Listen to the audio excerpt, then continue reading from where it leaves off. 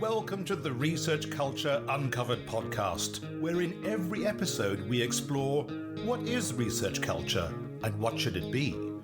You'll hear thoughts and opinions from a range of contributors to help you change research culture into what you want it to be.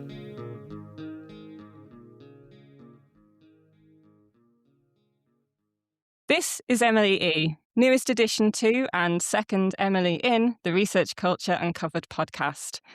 In this podcast, we uncover the diverse voices and initiatives building and transforming research culture both nationally and internationally. You may have already heard my Meet the Host episode, but if you haven't already, you'll find it linked in the show notes. As might become apparent in today's show, my episodes will be focusing on what research culture change might look like, if and how we can measure it, and what models we might use for doing so. With that in mind, I'm delighted to introduce you to today's guests who, I think, are doing fantastic things not only in enabling research culture change, but in developing ways to measure how change feels. In no particular order, first, we have Dr. Amy Mayfield, Research Culture Manager at Lancaster University. Amy, can you please say a brief hello to the listeners so people can hear your voice? Hello, everyone. I'm Amy Mayfield. I'm from Lancaster University. And thank you so much, Emily, for having me on the Research Culture Uncovered podcast today. Thanks, Amy. Secondly, we have Dr. Nicola Simcock, Research Culture Manager at Newcastle University. Your turn now to say hello so listeners can hear your dulcet Yorkshire tones.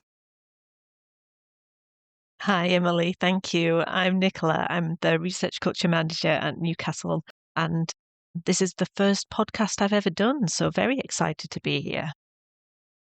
Oh, well, I promise we'll go easy on you both. And thank you both for joining me here today. So a lot of this episode is probably going to really focus on reflection and reflective practices when it comes to research culture. So I thought we could start with a bit of a reflective question. So I wondered if you could each give us a bit of a history on how you came to doing research culture work. Maybe, Amy, you could go first. Yes, okay. So back in 2012, I was completing the final year of my PhD, which was looking at how records are classified under the Freedom of Information Act, something completely different, when my supervisor and then Associate Dean of Research from Management School told me about a part-time role that was opening up in the faculty's Research Support Office, and that was looking at the impact of the faculty's research for REF 2014. I remain immensely grateful for that opportunity, not just because I'd come to the end of my scholarship funding, so it was a big help in that final year, but because it opened my eyes to a whole new career path in professional services side of research. And I haven't looked back since. I didn't realise it at the time, but it was actually the first dedicated professional services research impact role at the university. And the knowledge and experience that I gained during that role then helped me to secure a later position as Faculty Impact Manager for Science and Technology. That was a kind of a new, more strategic role. And so I was able to use my knowledge from that previous experience to kind of ascertain what was needed in terms of structures, further roles, support, funding. I was in that role for a few years, learned a lot.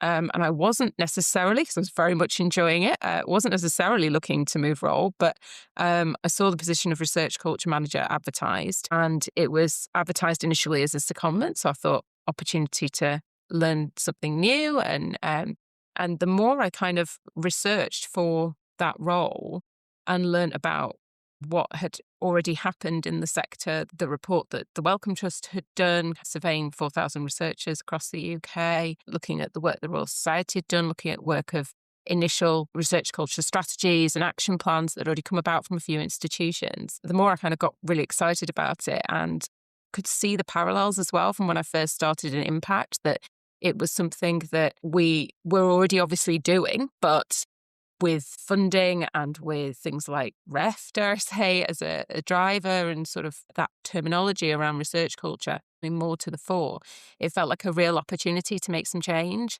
and to enhance things further. And very, very similar from when first started in those impact roles. So I applied successfully for the role. I've been doing it for about 3 years now and continue to this day to be so grateful to be working in this space with such wonderful colleagues and in such a diverse role with so many different areas. It's hard sometimes with just how much is going on in this space to, one of the biggest challenges to kind of do justice to everything. But yeah, that's kind of how I got into it. Thanks so much, Amy. And yeah, it's a pleasure to have two research culture managers on one podcast, because I think it really gives a flavour of just how diverse these roles are. So I guess maybe that's a good point for Nicola to come in and explain a bit about how she came to be where she is today. Yeah, I think similar to Amy, I've been a research culture manager for about 3 years now, but differently. This is my first professional services role in research. So before this, I was a research associate at Newcastle. So I held postdocs for about 7 years after completing my PhD. And I think it's a really interesting question, thinking about how this happened and all the things going on around it. But when I get asked about my career trajectory in general, I've always said throughout my time as a research associate, I was quite lazy, if I'm being perfectly honest, when I think about my career. I had some really supportive supervisors, and they were always very laid back about there'll be more funding, there'll be more projects, don't worry about it.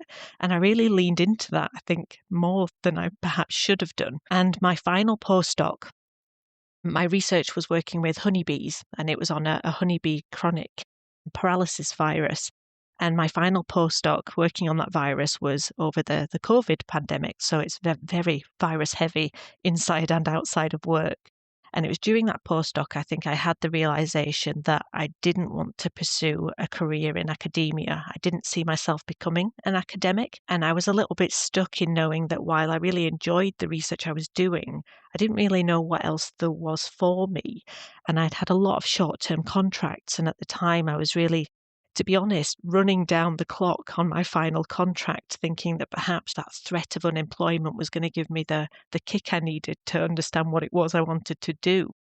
And then it was just sort of blind luck, really, that the research culture manager role then was advertised. And when I saw the advert, I think it has to be probably the first advert I've seen where I met every single one of the essential criteria and the desirable criteria. And I thought, this is perfect for me. This looks really good. And then in a really strange sort of almost Stockholm syndrome response to academia, my next thought was, I've only got 3 months left on my contract. I'm so busy getting things wrapped up in the lab. It's a shame I don't have time to apply for this. And I closed the advert. And then I had a friend, another postdoc, who was also coming to the end of her contract, and she emailed me the same advert, and she said, this looks brilliant, I'd love to apply for it, but I've only got 2 months left in the lab and I don't have time. And that, I think that really hit me, and I thought, what on earth are we doing here? We're so busy running down our contracts, racing towards unemployment, that we're putting off potentially our first opportunity of a permanent position. And so I applied and was lucky enough to get that. So, and one of the other things with that, it was the first research culture manager position at Newcastle. I think that's similar for many institutions at that time. So, of course, that makes me the best research culture manager that Newcastle has had. We won't touch on the fact I'm also the worst, but that's okay.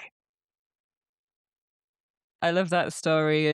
I don't know how much you've listened to the Research Culture Uncovered podcast, but there's a heavy bee content. Like, it's so, more honeybee propaganda from the research culture community. But thank you both for sharing your histories. And I think it's interesting to see just how many academics there are in this field, both in terms of the skill set that I think having been a researcher brings to this work. Some of the work that we do does tend to be research on research, but also reflecting the fact that some of us have lived through research cultures and may or may not know it at the point where we're applying for the role, but then suddenly realise we've got a wealth of experience of different research cultures to bring to the work we do.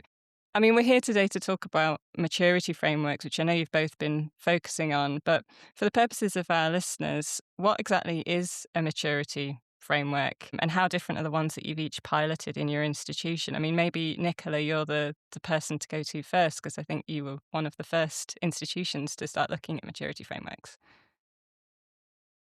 Yeah, in terms of a maturity framework for research culture, it's interesting that you said we were the first to look at this. I'm not so sure that we were, because after we started working on a maturity framework for research culture, it's amazing how many other very similar forms of assessment and tool that you come across that are being used at other institutions. But in terms of what a maturity framework is, it is a form of assessment tool, and it's usually used at a sort of organizational level to assess and progress through complex change. So it helps organizations really think about where they currently are, their level of maturity in a particular area, and where they want to get to in the future. So it really provides a structure to help them reflect in a particular area.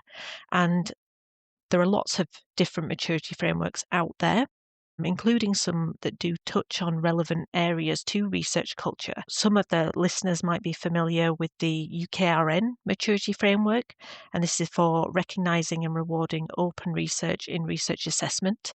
And I think that maturity framework in turn was inspired by the EDGE tool, a self-assessment tool created by the National Coordinating Centre for Public Engagement. So there's lots of examples of where these tools are being used. And we thought this would be really useful in the research culture space, because for anyone that has any familiarity with research culture, it is a huge, complex area, lots of different layers to it. It means quite different things to different people. And when we think about reflection or evaluation, measuring progress, there's lots of different ways you can do this. And it's really tricky to try and capture that in one space. And so we looked at these other existing maturity frameworks that were out there, and we thought we could use this tool to create something for research culture. And it's interesting, when we first started conversations about this, the first thing we decided is that we actually wanted a name change. We didn't think maturity framework exactly captured what we wanted, but yet we haven't found anyone that's proposed an alternative name yet. So we're still waiting, and I'd say we are more than happy if there's anyone listening thinks of a better name for this. We are very much open to change it. So what we did at Newcastle, we were thinking about all of the different things we're working on in terms of research culture. So when we started a few years ago now, the first thing we did was go out to our research community, and we started consulting with them and asking them, what does research culture mean to you? What's most important? What do you want to see changed? And our research community, like many other institutions, is hugely diverse. Everyone thinks about this in a slightly different way and responded, referencing different sort of themes and elements. And all of that consultation at Newcastle went into the production of our first research culture action plan. And this is a hugely broad and ambitious document, and it's because it reflects all of those voices. The consultations we did, I think it was well over 1,000 people that fed into this. And so we started with the action plan, looking at those actions and the themes within it that we might want to think about in terms of reflection around research culture. We broadened out some of those different areas depending on our areas of focus at the moment. So we have top priority projects at Newcastle, areas that we've put project teams behind and we're really delving into to make better progress going forward. We also incorporated some of our external connections. So we were one of the institutions that were lucky enough to be awarded the Wellcome Institutional Fund for Research Culture. Our project was looking at creating inclusive leadership, psychologically safe and inclusive leadership. So that was an area that went into our maturity framework. And of course, the sort of elephant in the room, and I'm sure this will come up, as we were developing this is just about the time when the PCE pilot was being done. So for REF, the PCE pilot, indicators coming out around that, we also considered those in the production of this tool. So we put it together, and it's worth highlighting, it wasn't just myself or a small group of us. We worked collaboratively with a whole host of colleagues, recognizing a lot of the things that we'd included, our areas for action, overlapped with other teams. So for example, we have an area for action on environmental sustainability, and we worked with our sustainability team to create the narrative around that they're the experts in that area, and we wanted to include them. And in producing this document with all these people, we've created a living authors list. We very much expect this to expand as we progress. So the first draft of the framework is essentially an Excel spreadsheet. We have areas for action down the left-hand side, and then our maturity levels along the top. And these progress from embryonic, meaning not a lot has happened in this particular area, and there are 4 levels up to embedded, meaning things are going quite well. We've progressed to a really positive level in this area. And we've provided narrative around each of them, and in total there are 18 areas for action. And what we've done at Newcastle, most of the frameworks that exist out there are being run at an organisational level, and we're really keen to run this at an organisational level. But actually, we're more interested in using this at a local level. So we have small groups. We weren't exactly sure on the ideal group size to use this with. And so we've commenced a pilot to try and understand what size of unit can work with this framework. Is it a research group? Is it a school? Is it a faculty? Or should it be done across the institution? And so we're piloting at the moment with 3 units in each of our 3 faculties, all different sizes. And we're really collecting a lot of evidence from this process to understand, is it proving a valuable tool to those units? Is it allowing them to reflect on their research culture? Is it allowing them to prioritise what they think is most important now?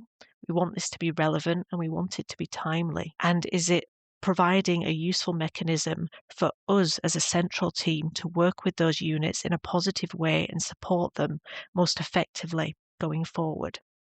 So when we created this, we wanted to be very open about it and share this. And we're happy to share with other institutions. And we really benefited from the fact that Newcastle is a member of the N8, so the 8 Northern Research Intensive Universities get together often, and we discuss our various research culture activities. And we're really keen to share this with the N8 and get a bit of feedback to see if we could improve it. And with the idea that eventually when we do create an institutional level framework, we want to do this in collaboration with other institutions, because there's a very real risk. If I write this framework and I fill it out, I can mark my own homework. As the research culture manager, I of course want to say things are really good at Newcastle, but I want to be honest, and I think I can be held to account better if I do that collaboratively with other institutions. So I was really pleased when Amy got in contact and wanted to use the framework that we created and develop it positively for Lancaster. So I'll let Amy comment on how she's worked with what we produced here at Newcastle. Okay, thanks, Nicola. Very similar sort of background, really. So we had our Let's Talk About Research Culture conversations with our research community back in 2023. So we were getting to that point sort of a year on where we were looking at how could we better measure the progress that's been made to date and do justice to all those different initiatives that we'd instigated off the back of those consultations and the action plan that had been in place for about a year as a result of that. So when the idea of the maturity framework came along, it was really timely. And in terms of, I don't know about a name change as such, but at Lancaster, we've been calling it the MERCI project. So that's the Maturity and Evaluation of Research Culture Initiatives project, and very much see it as a mechanism by which we can determine the progress that's been made in a number of different areas of research culture. And then kind of cumulatively. So if we similarly can do that at a unit level, so be that within research groups and departments, across institutes, sort of do it at that unit level and build up a picture cumulatively to that institutional level, then we can compare it against our action plan and get a really good sense of which areas are in that more embryonic and emergent phase, and then which are in those more evolving or embedded phase where they've got really good research culture practice that might even be shareable and help other units within the institute to enhance their practice. So one of the biggest challenges that we found kind of throughout, and something that we experienced even back when we were doing those initial consultations, was how to engage as many people as possible within the research community. And I think this maturity framework has actually been really helpful for us in terms of whenever we've done a sort of a staff survey or CEDARs or any kind of follow-on engagement with the research community, again, you only get a certain percentage actually completing those. And so it's really, really useful feedback, but you ideally, for it to be meaningful and impactful, want as many members of the research community as possible. So one of the things that we've been looking at is how we could do that with the maturity framework. And so far, we've piloted it in 2 departments, and we did it at their research away days. So we had the vast majority of research and research enabling staff at those away days, and we actually had some PGR students as well, which was fantastic. Again, it's looking at how we can maybe find other ways to engage some of the groups that might not necessarily even be at an away day like that. So in some departments that might be technicians, PGR students, and also not everybody necessarily always attends. There are many kind of conflicts on time. So it's also trying to capture the people who weren't able to attend for whatever reason.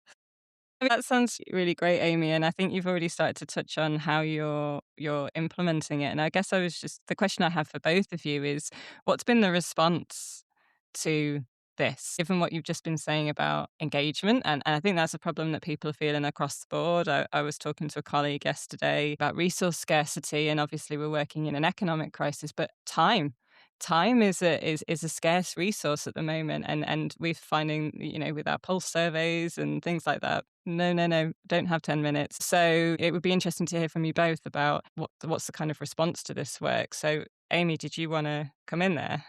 Yeah, so as I mentioned before, we've trialled this so far at 2 departmental research away days, and I think actually building it in to an away day like that, where the group is already together, has been really, really helpful, because you've already got everyone there. There's already a kind of a scheduled time to look at it.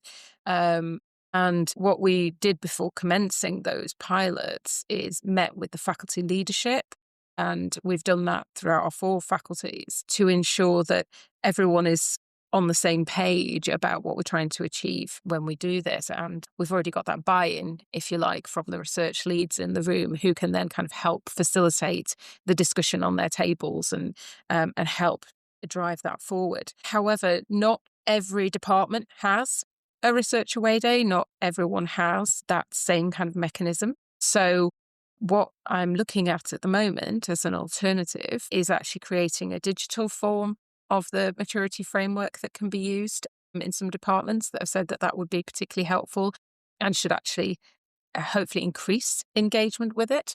I've also, with one department, already started working with them in a slightly more broken down way, in that I've already met with their research committee and their PGR students separately. And that's been really interesting as well, because one of the things that has been really nice at the research away days is that you tend to get a mix of kind of research only staff, PGR, academics at different levels, early career, mid-career, later career. And so there's some really interesting discussion that comes about from that. But then when you actually have those groups separately as well, it tends to be slightly different conversation, and there'll be certain topics that are delved into in a bit more detail, which has been a completely different experience and a completely different dynamic, but also really, really rich feedback. The other thing that's been really helpful and a little bit unexpected was that, similarly to Newcastle, we've based our maturity framework on our action plan, on the 4 different thematic areas within our action plan, which mapped really nicely, as it happened, onto PCE. So we have ensuring integrity of our research. That mapped really nicely onto responsibility, enabling research opportunities through collaboration, innovation, connectivity, recognising and developing our research community, development, and sustaining and supporting an inclusive environment, which is inclusivity. So I think we looked at about 150 indicators and how we could kind of succinctly then put that into a framework where essentially a researcher was saying, well, this particular statement that's under embryonic practice fits best with our department, or actually we think we're more at the kind of embedded stage of of open research or whatever it might be. And I think I went into it expecting that this would be based on their experiences of the research culture initiatives and their environment that they'd experienced so far at Lancaster. But what I was actually hearing was that people were kind of benchmarking against their other experiences as well throughout their career. And so people were telling us that, oh, well, we actually think this particular area, we've got much better practice, let's say, than we did at a previous institution, or actually at a previous institution, they did this, and this is something we could consider at Lancaster. So that was really interesting to sort of hear people talking about it in terms of their holistic experience and sharing that and reflecting on that in the room. And that, again, led to a kind of a change in the dynamic and discussion about kind of how that unit could move forward. And then obviously I can take that away as well and reflect on that for the unit and how to support them in terms of things like the production of SPRE narratives and kind of support them in enhancing their practice. But I can also take that away on a cumulative level and look at that, as I say, against our action plan and what areas we could actually add value. That sounds great, Amy. And, I guess a big plus for you where people were saying, hey, it's great at Lancaster and it was rubbish somewhere else. But nice to see that tool's working in that way, not just to almost benchmark your work, but to get people to think about the cultures that they've experienced. Because obviously I think that also can empower them to want to be part of the culture change experience as well. So that's really great to hear. Nicola, what was your kind of experience of running this work with your colleagues at Newcastle? I think touching on what Amy said there about buy-in, I think that's absolutely essential. And actually, one of the reasons we created this framework was really to improve the buy-in to the research culture work. So the work that we do, and we've got an awful lot of work going on at Newcastle, it's all driven by what we've heard from our research community when we've done our consultations and co-creation. One of the criticisms that we've had is that some of the work feels very top down because we're a central team. We're trying to deliver activity and resources and support for an entire research community across the institution. And so when people try to engage with the work, they don't always feel part of it. And I think that's a fair perception.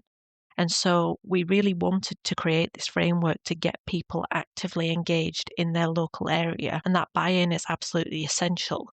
And when we created the framework, we didn't know if it would achieve that goal. It was a brand new tool, and we didn't know the best way to sort of release it out there into the institution. And so we were very acknowledging of everything that you said there, Emily, about being, resources are tight and time pressure is huge. And we wanted to be really supportive of pilot groups getting involved with this and really let them drive how they engaged with it. So I was very hands-off in the first instance with the pilot groups. I was very clear to them that we'd produced this tool. We wanted them to try it out, to give us some feedback.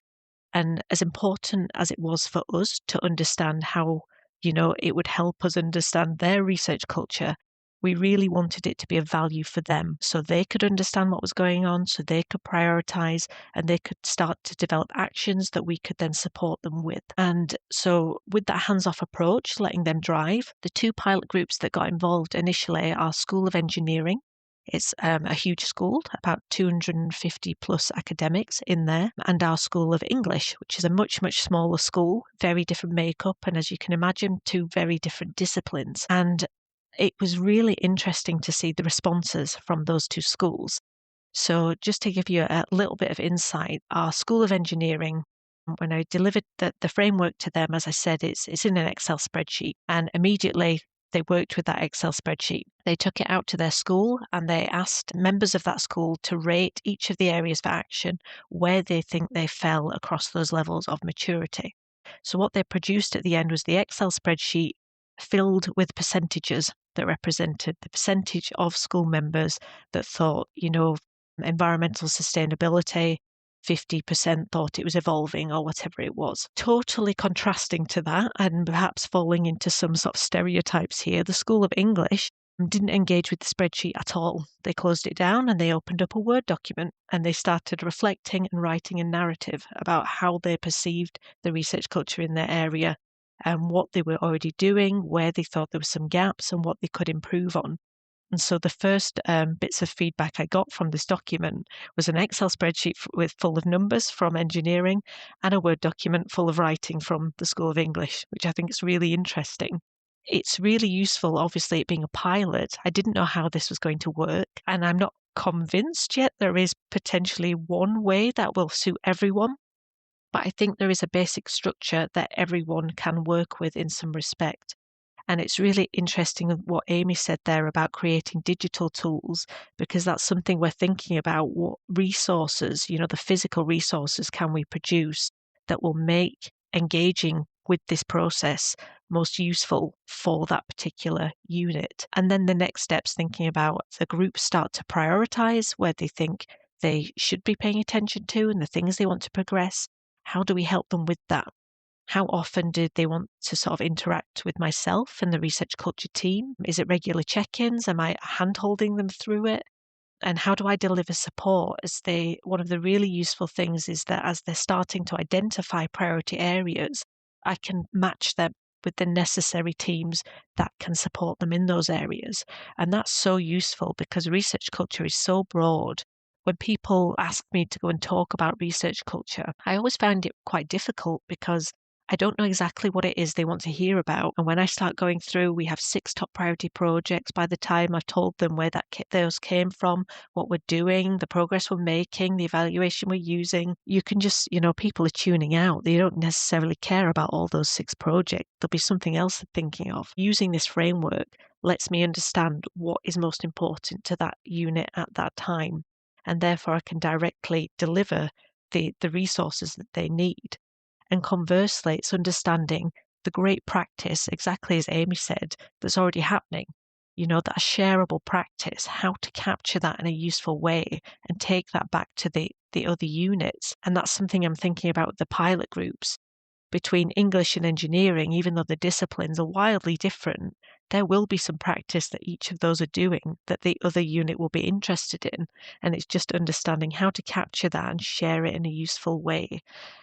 And another interesting insight from engineering was when they first engaged with the tool, they thought a generic tool wasn't going to be necessarily useful for them, that they might prefer an engineering specific version. And they were very keen to know if there was an engineering department at Lancaster that they could share expertise with. But as they're going through it, they haven't given any feedback in terms of changing the tool to make it engineering specific. And I think there's actually a really useful amount of learning that they can share with the English department in Newcastle in the first instance, but not to say that they can't, of course, share wider as we go forward.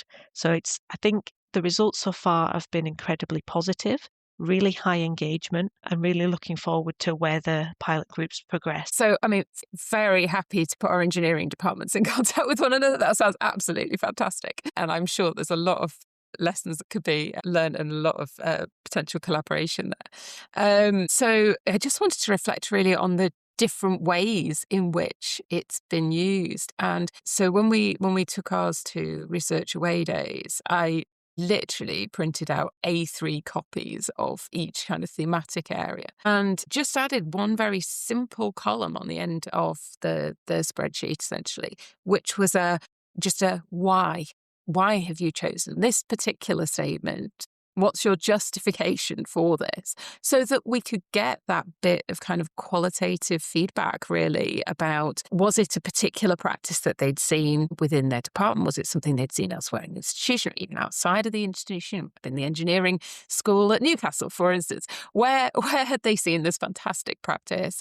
And, why had they then justified it? And similarly, on the other side of things, why did they feel that things weren't as good as they could be? What could be done to enhance? And for me, that column and that, the discussion that resulted in as well was the kind of the richest feedback that we could get, because the numbers were fantastic. It was great to be able to then kind of, as I say, start to build up, especially cumulatively, a picture of, well, how many departments are saying that their practice is kind of embryonic in this area, or how many departments are saying that it's kind of more embedded in another area. And that's really helpful. But what we wanted to try and establish was, well, how can we take things further forward? What can we do? And if we've got that kind of qualitative feedback about what is working well, what is challenging, then that's really helpful for us with some potential solutions there that we can help support. So I think for me, one of the biggest things that the maturity framework has done, like Nicholas said, it's actually just getting that engagement and having those discussions and actually going into those two departments. But I think actually going in at that kind of unit level and talking to people about their experiences on an individual, group, or and departmental level has just been so helpful. Then I've taken so much away from that in terms of how we can enhance things further, and how we can hear from those people that we don't always hear from in those kind of more institutional settings and opportunities. I mean, just reflecting on what you've both said about some of the, I guess, like the tweaks that you've made to the process, or the tweaks that the people that you've been working with have made to the process, and also reflecting a bit on what we've said about time being a bit of a luxury at the moment. We know SPRE, strategy, people and research environment, for REF is coming down the line. We know there's now going to be this kind of ramping up towards how do we measure things. Where does this fit within this constellation of metric exercises, for want of a better term, and how does that also fit with how we best serve our research communities, knowing that time is a bit of a luxury at the moment? So our Research Excellence Culture Action Plan, or RECAP for short, at Lancaster is a 4-year action plan. And we're actually seeing the maturity framework exercise as a kind of a midterm review, if you like. We started this in, like I say, the tail end of 2023, doing our consultations, launched our first action plan based on the feedback that we'd had from those consultations, and with the help of our fantastic and dedicated research culture facilitator, Elizabeth Adams, who I'm just going to do a little shout out to, who is marvellous, who gave us a real steer on how we could drive some of this further forward based on those discussions, and some of the potential actions that were already there within that feedback. And we launched our first Research Culture Day in 2024, and we are planning on it being a 4-year action plan that kind of, does actually, as it happened, take us up to REF 2029, essentially. So this has kind of come in at that midterm point, and it seemed like a really good opportunity to do a further community consultation. So we've done it in that way, but we've also kind of, in looking at the PCE indicators, and we haven't actually changed the maturity framework yet, just because we've had the partial guidance on SPRE, but we don't know exactly yet which of the indicators will be used. So we've continued to kind of use as many as we could out of the PCE indicators that kind of mapped with our action plan as it was, and just stayed with that. Doing all of that kind of mapping and consolidation and kind of streamlining has meant is that when we're getting the feedback from the maturity framework exercise, and what I hope will continue to be the case, is that we can then report it into a number of different areas simultaneously. So we can use it to give us our kind of measure our progress against our action plan, and that's first and foremost what we use it for. But as I said before, it should hopefully be useful feedback for reflection for the unit themselves in terms of developing their own kind of UOA narratives. It'll be helpful for us with our institutional statement when we look at it cumulatively. We're also just been doing an exercise, actually, because we are putting together what our next action plan for HR excellence and research will look like. So we've actually been mapping that against our Research Excellence Culture Action Plan as well, and thinking about, well, where we're actually already have forward actions in a particular area, then how we then report that work into that action plan as well. And so we've very much been going through a process of mapping and streamlining it as much as possible, because really just conscious of both the capacity in the team, but also the capacity of our entire research community, and want to get as much engagement as possible. But in terms of that kind of evaluation reporting, make it as streamlined and not too kind of time intensive, ideally. I think, similar to Amy, we are hoping that this will be incredibly useful for SPRE preparation. And when we actually first started thinking about this, it was around the time that the PCE pilot was happening, and it was really interesting how many people from the community contacted us asking us if we were going to run another research culture survey. So we ran one back in 2022. And obviously, being a research culture survey, we asked those direct questions about research culture. So we had that baseline measurement back in 2022. And at the time, it was an incredibly useful thing to do. We had over 840 people respond to that survey, I think, which is massive. It's probably about 10% of the research community, which we're really pleased with. Worked really hard to get those numbers. And it gave us a really good indication of the sort of things people cared about, the issues we were facing. And we released all of that information openly. It's published on our external web pages so people can see the sorts of things that were coming through. And that fed in hugely into the action plan we produced and how we focused our resources and our activity over the following years. When the requests for a second research culture survey started coming in, we thought a lot about it and the value of doing that, because if anyone is familiar with running surveys, you'll know they're not perfect. Even designing the questions that you ask, there's a lot of thought and effort that goes into it to make sure people understand the question as you intend for it to be asked. And it's so susceptible to the things people are going through, and recognizing that, as we've touched on, there is the financial crisis in the sector at the moment. There's been a huge amount of change at the university and across the sector. People feel that. There's anxiety, they're unsure. Even if we ask questions directly relating to the research culture work that we have been progressing as a team, we can't guarantee the answers that we see are going to come back in reference to just the activity we sort of hold.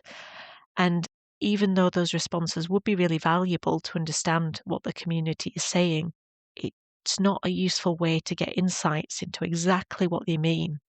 What are the exact circumstances they're dealing with in that area? What's the exact changes that they want to see that we might be able to influence? And so we're really hoping the maturity framework is an alternative way to do that, to understand that local context that sits in the wider institutional context and, of course, in the sector itself, but understanding what can be valuable to learn from these groups for us as a team to help make the change that they want to see. And we just don't think a survey would get us to that same point. And the other thing it does that Amy, I think, covered really well there, it is about that narrative. It's the distance travelled. It gives the space to allow people to start cataloguing that and, reflecting on their experiences and reflecting on what they care about and their priorities into the future, which again, a survey certainly wouldn't allow that. And as much as I think I'm noticing people involved in REF and the spree, there are, units of assessment leads that are sort of thinking about putting these statements together. They'll hold an awful lot of information about what's happening in their unit, but they won't hold all of it. And there's no easy way to gather that information from all of the people involved. The PGRs and technicians and research enablers, some of these units are huge. And so producing a framework like this and encouraging everyone to engage with it, and as it sort of grows and becomes more standard practice in future, people should start to learn what this is and how they can interact with it. Hopefully that'll provide a really valuable mechanism to get an idea of some of these sort of assessment measures, whether they're valuable for spree or not. And it's not REF driven why we've produced this. We're very clear about that. It's very REF aligned. It's very useful. I think, as Amy touched on, a lot of those areas for action overlap directly, but it's also really useful for other stuff. There's a lot in there about addressing inequalities. Meets our Athena Swan and race equality charters. There's a lot about team development and skills development that directly speaks to the Researcher Development Concordat. And so we're really using this tool and working with the necessary groups in other areas to provide useful information for those different submissions as well. So it shouldn't just stop at research culture, and REF certainly not stop at REF, but other teams can use it and other submissions will benefit from it too. I really like this idea that both of you have kind of touched on of meeting people where they are, of asking them, why are you saying this? Not just asking them for the answers, but reflecting on why they're giving those answers as well. And also kind of making this tool effective for other teams. And it just feels like from what I'm hearing, these are actually kind of capacity building type frameworks. Yes, it requires a bit of input of time, but it's actually going to save people a lot of energy while also kind of giving them the space and the ability to be in the driver's seat for some research culture change and that reflective aspect as well. I guess it leads me on to a final question I wanted to ask you both, which is everything you said about capacity building and meeting people where they are and enabling that change locally, and also that localized change leading to maybe institutional and sector-wide change. For each of you, what does research culture change actually look like? So fundamentally, it's about creating and maintaining a good place to work, having a culture that enables the best research, but in a way that supports the people who do it. And I mean, we have, as I say, research excellence culture action plan.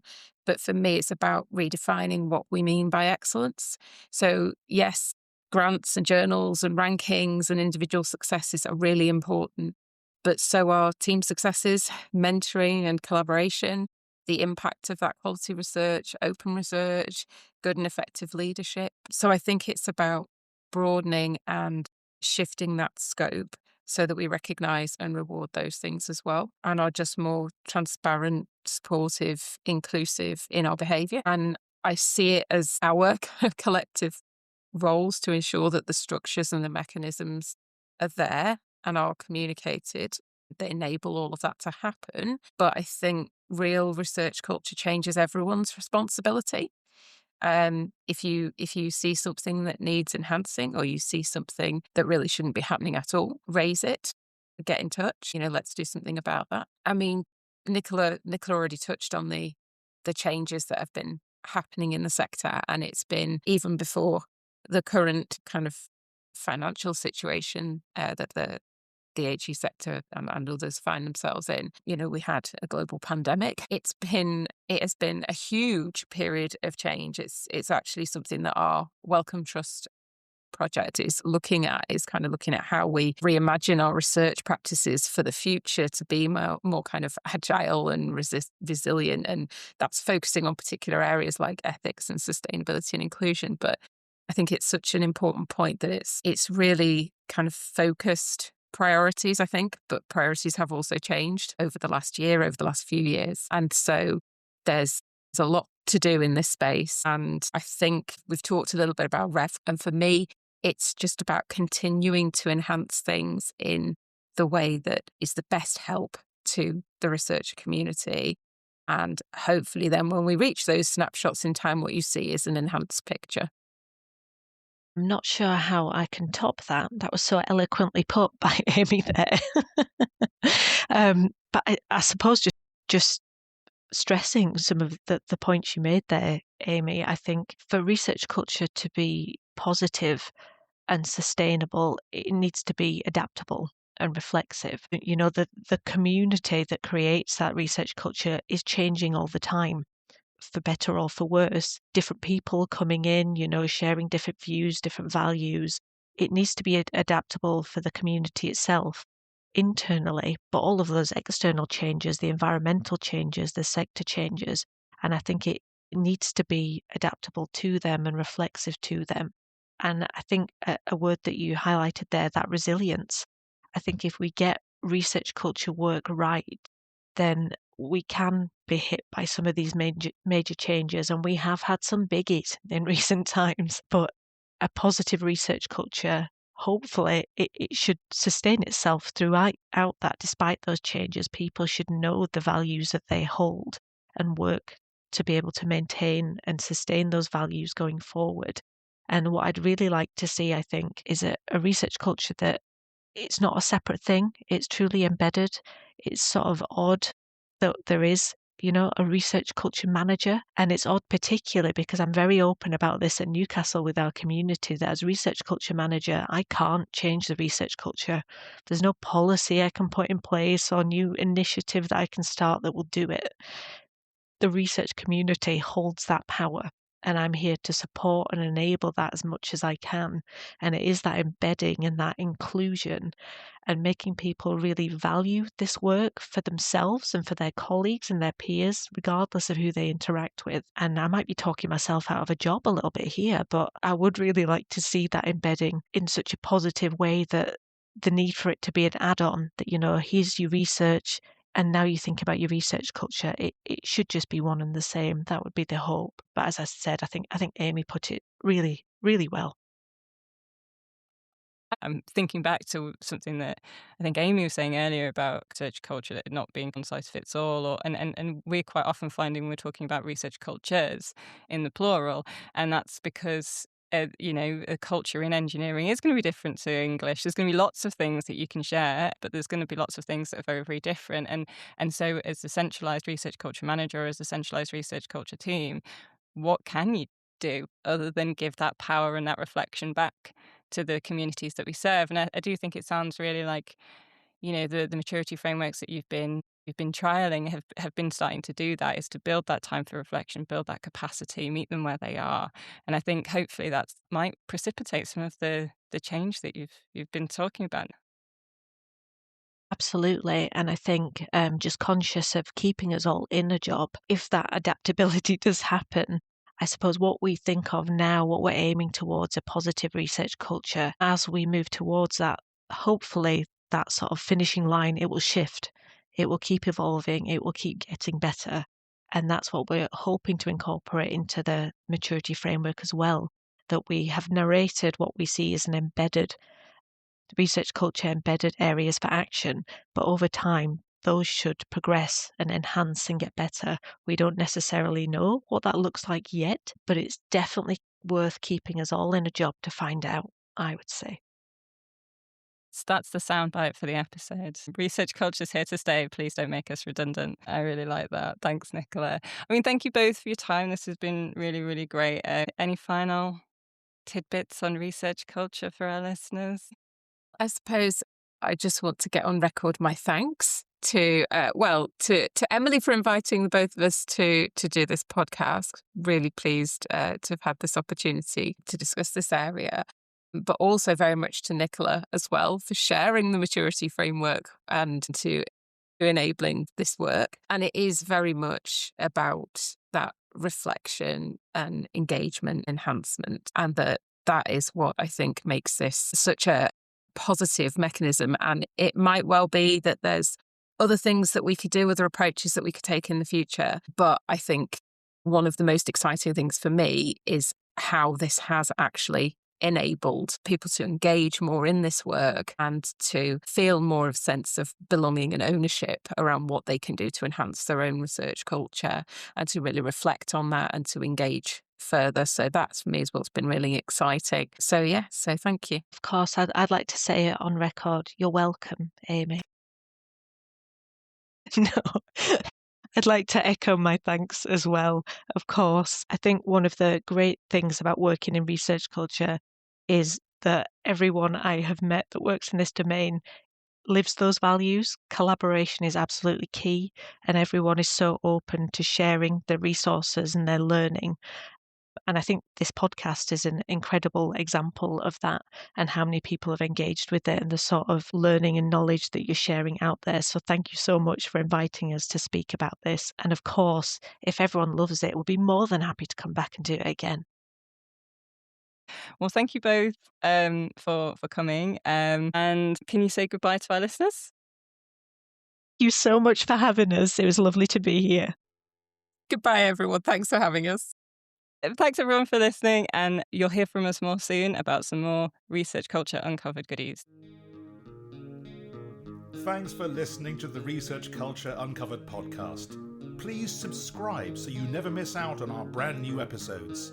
And if you're enjoying the discussions, give us some love by dropping a 5-star rating and written review, as it helps other research culturists find us. And please share with a friend and show them how to subscribe. Thanks for listening, and here's to you and your research culture.